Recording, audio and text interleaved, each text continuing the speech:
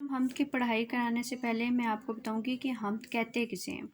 ایسی نظم جس میں اللہ تعالیٰ کی تعریف و توصیف بیان کی جائے، اللہ تعالیٰ کی نعمتوں کا اعتراف کیا جائے۔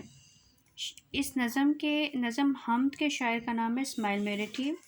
تعریف اس خدا کی جس نے جہاں بنایا، جہاں کہتے ہیں دنیا کو، کیسی زمین بنائی، کیا آسماں بنایا۔ اس شعر میں شاعر کہہ رہے ہیں کہ اس خدا کی تعریف جس نے اس دنیا کو تخلیق کیا اور کیا خوب زمین اور آسمان بنایا، پیروں تلے بچھایا کیا خوب فرش خاکی۔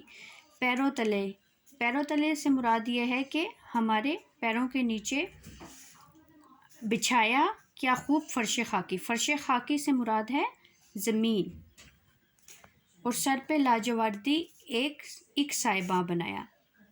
لاجوردی کہتے ہیں نیلے رنگ کو، سائبہ آسماں، یعنی کہ وہ خدا ہی کی ذات ہے جس نے ہمارے سر پر نیلے رنگ کا آسماں بنایا۔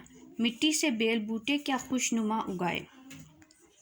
یہ اللہ تعالیٰ ہی کی تخلیق کا کارنامہ ہے کہ اس نے مٹی سے خوش نما رنگ برنگے بیل بوٹے اگائے، پہنا کے سبز خلت ان کو جواں بنایا۔ اور ان بیل بوٹوں کو خلت کہتے ہیں، سبز خلت یعنی سبز رنگ کا لباس، ان کو سبز رنگ کا لباس پہنا کر جواں بنایا۔ خوش رنگ اور خوشبو گل پھول ہیں اگائے، اللہ تعالیٰ نے ہی خوش رنگ اور خوشبو پھول اگائے ہیں۔ اس خاک کے کھنڈر کو کیا گلستان بنایا۔ خاک کے کھنڈر سے مراد شاعر کی یہ ہے کہ مٹی کا بس ہر جگہ ڈھیر ہی ڈھیر ہے، اور پھر اللہ تعالیٰ نے یہاں پر رنگ برنگے پھول اگائے جس سے یہ گلستان بن گیا۔